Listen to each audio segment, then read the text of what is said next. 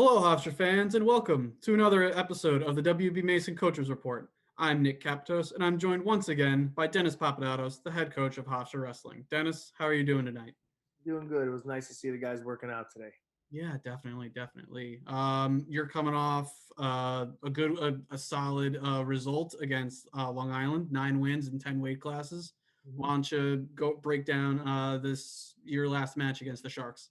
Yeah, I mean, unfortunately, I wish we had Garrett too at 133. Not to put Templeton down, but Garrett's been wrestling well, so he would have needed that match. And I feel like we could have won all 10 matches. I feel like Templeton could have won that match. We went out, we scored points, we looked aggressive.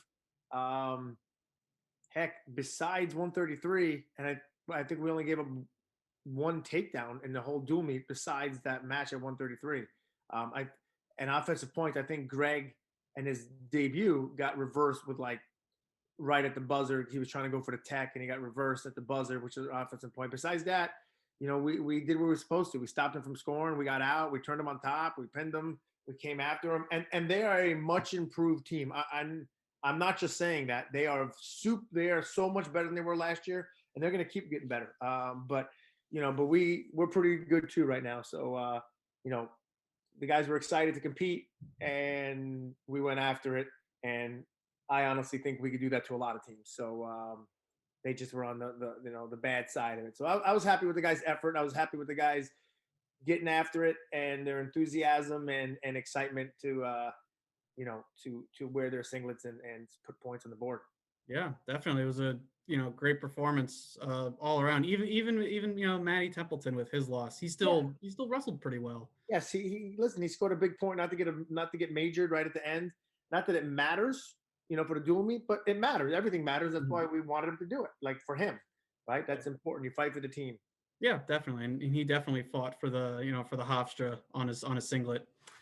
Moving coming into this week, home meet, the only home meet on the schedule, and it's a tri meet. Yeah. Us, Hofstra against Bloomsburg and Drexel. Break down those opponents and how are you able to fit in two opponents on the same day this week? Drexel has three. They're wrestling LIU before they even come on that same day, and they're wrestling Sacred Heart the day before.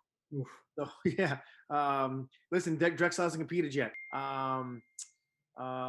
So they're probably not going to be dual meets either. We're probably going to do matchups because Bloomsburg and Drexel just got cleared to practice and wrestle. They don't know if they have their full lineup, and we just care about our matches right now to make sure my guys get matches. That's all they care about. So they're probably going to be no dual meet score. Even if Bloomsburg has 10 guys, we're still just going forward with a round robin and do some other matches. We may give some of the guys more matches, and same thing with Drexel. So it's been planned for a little bit. We were trying to get Bloomsburg on the schedule early. We always had Drexel on this day. Drexel was already going to LIU, and then we all agreed. Bloomsburg's like, hey, can we fit in? I'm like, I'm all for it. Drexel was all for it. So I like the Drexel. I like the Bloomsburg coach a lot. I wanted to help him out. He needed matches, and this fit within their budget, and it helps us out too. We need matches, so we're excited to be competing at 2.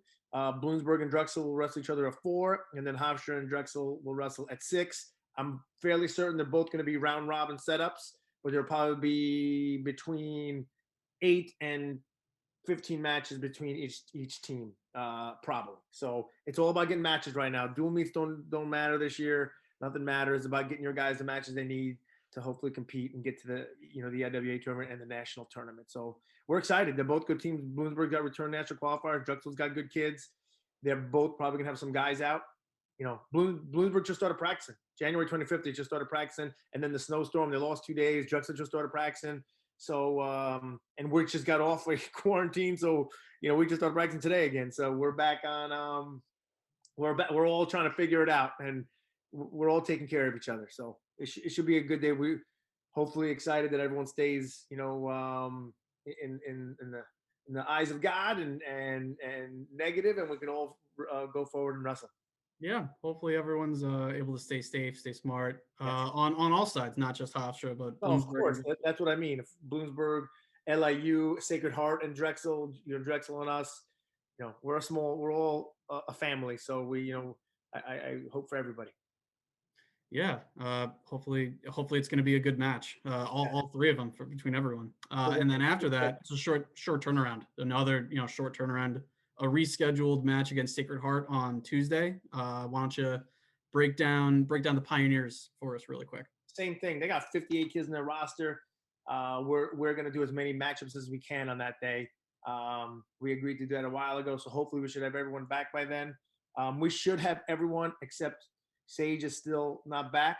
There's a legitimate chance Sage won't wrestle until the IWAs, and there's a chance he won't wrestle there. To be honest with you, he may just he's coming back next year, but we got to get him healthy. Got to get him right. So we're the only thing we're fortunate on is we're pretty good. We got two good 65 pounders. We got two good 74 pounders. We got good 84.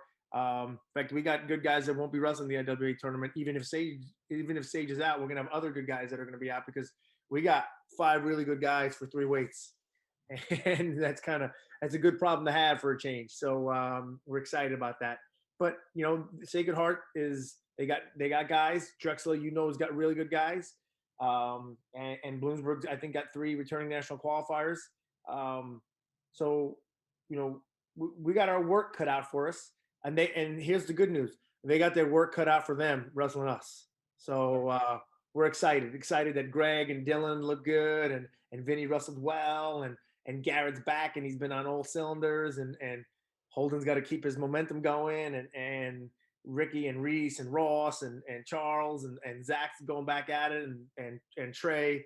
We got man, I'm running out of breath, running out of guys that I think are good, and that's I probably haven't had that problem in a long time. Yeah, I remember our first call talk with each other. We were talking about depth at every position, and it seems like at this point of the year, your depth is definitely an asset at every weight class, but especially in that 65, 74 pound range. Without Sage, unfortunately. So this Saturday, February 6th, 2 p.m., Hofstra takes on Bloomsburg. Bloomsburg wrestles Drexel at 4 p.m. and then Hofstra wrestles Drexel at 6 p.m.